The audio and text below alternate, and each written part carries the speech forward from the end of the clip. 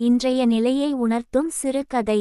இளம் தம்பதி புதிதாக ஒரு இடத்திற்கு குடி போனார்கள்.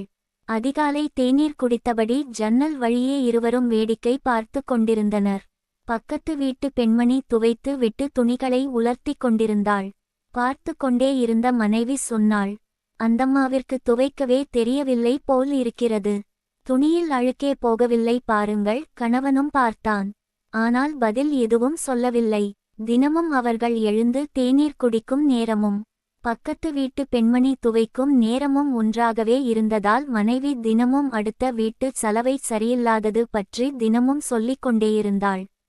திடீரென்று ஒரு நாள் பக்கத்து வீட்டு பெண்மணி துவைத்து உலர வைத்தபோது பளிச்சென்று சுத்தமாக உலர்வதை பார்த்த மனைவி சொன்னாள், அப்பாடா, இப்போது அந்தம்மாள் துவைக்க கற்றுக்கொண்டு விட்டாளா? இல்லை, நல்ல சோப்பை பயன்படுத்த ஆரம்பித்து விட்டாளா என்று தெரியவில்லை. இன்று தான் துணிகள் பளிச்சென்று சுத்தமாக இருக்கின்றன.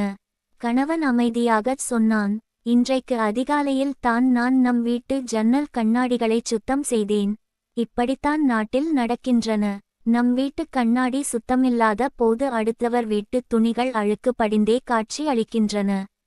ஆனால் நாம் நம் வீட்டு கண்ணாடியை சந்தேகிப்பதே இல்லை. ஒருவேளை அடுத்தவரிடம் உண்மையாகவே குறைகள் இருந்தாலும் கூட அவை உடனடியாக நம்மால் கவனிக்கப்படுகின்றன.